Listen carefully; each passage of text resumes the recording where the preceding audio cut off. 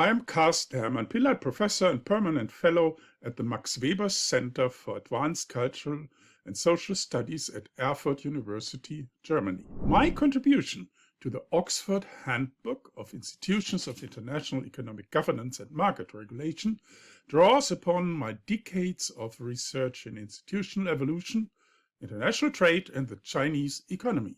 This interdisciplinary approach has prompted a profound reconsideration of the framework for regulating the international economy, a topic that has become increasingly pertinent in contemporary political trends. Recently, German Chancellor Merz and European Commission President von der Leyen have engaged in discussions regarding potential reforms of the World Trade Organization, including the consideration of establishing an alternative international organization to oversee global trade. These initiatives underscore the concerning state of international economic governance. In light of these challenges, what can economists contribute to mitigating these issues, beyond merely expressing concerns about the inadequacies of current political leadership, the emergence of populist movements, or the intensification of geopolitical tensions? In my view, part of the challenges associated with government interventions in the international economy can be attributed to established economic theories. Economists typically assess these interventions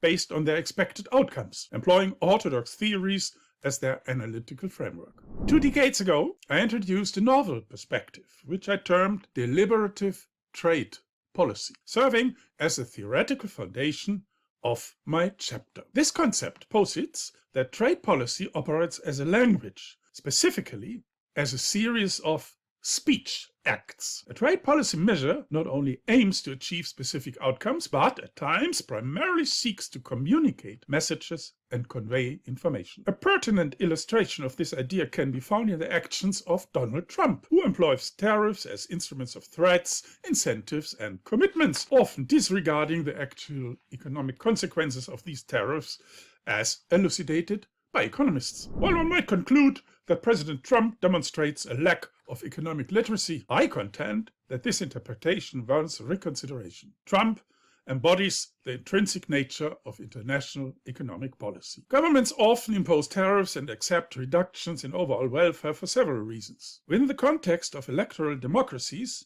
the prevailing economic explanation attributes this to behavior to interest group politics. I propose an alternative perspective. Governments may engage in these practices to signal to foreign entities that domestic political issues must be taken seriously. Foreign governments often encounter difficulties in accurately assessing the domestic landscape as they face similar challenges within their own jurisdictions. Within the domestic context, we can reconceptualize interest group politics as vital mechanisms for creating and disseminating information, which are essential components of democratic systems. International trade policy serves as a conduit through which domestic and international political dynamics are communicated, effectively translating these complexities into actionable terms. While verbal communication may incur minimal costs, it remains cheap talk, while actions are generally regarded as more genuine and credible. The primary challenge associated with contemporary international trade policy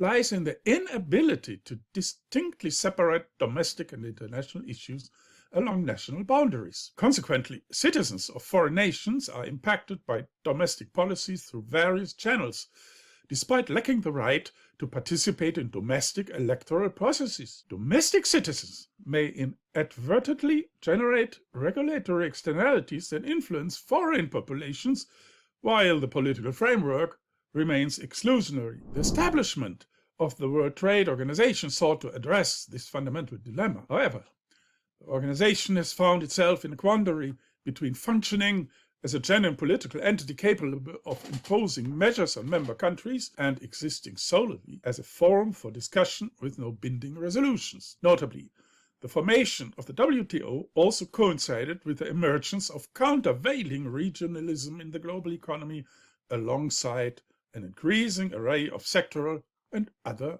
agreements. These alternative agreements tend to be less inclusive than those of the WTO. Nevertheless, within the framework of deliberative trade policy, this situation should not be viewed as a shortfall, but rather as an opportunity for reforming the system. These agreements characterized by the narrow focus, may serve as platforms for deliberating trade policy. The DTP approach analyzes the formal organization of international trade, positioning it as a mediator within a broader deliberative system facilitated through linguistic media and actions that serve as signals. Upon the establishment of the World Trade Organization, there were extensive expectations for it to function as a quasi-governmental entity endowed with adjudicatory powers. Regrettably, these anticipations have not materialized as anticipated. I propose a reimagining of the WTO to fulfill the roles of moderator, independent arbiter, enabler,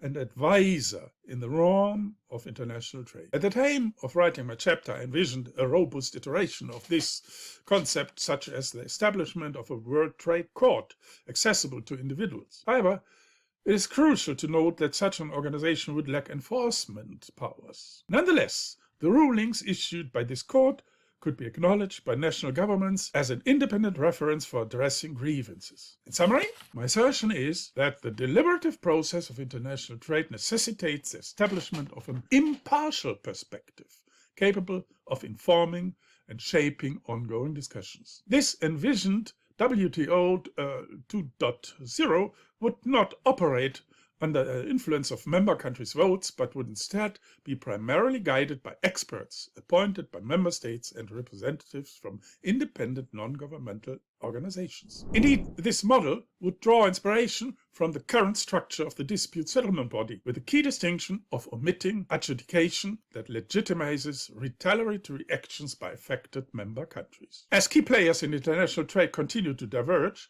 the aspiration to rejuvenate the original vision of the World Trade Organization appears increasingly unattainable. Nevertheless, advocating for a deliberative approach transcends mere adaptation of ambitions to current realities. The foundational concepts of the WTO were significantly shaped by economists' overly optimistic perspectives on feasible international trade regimes, which have often been characterized as neoliberalism. By embracing a deliberative framework, we can recognize a potential inherent in the contemporary dynamics to inspire innovative institutional designs. In fact, a thorough examination of the current rules of the WTO, as well as the evolving practices reflected in appellate body decisions, reveals that through what can be described as the cunning of history, these regulations already facilitate the comprehensive application of a deliberative trade policy framework. I expect that this handbook serves as a valuable reference in the ongoing discussions surrounding the reform of the international economic governance.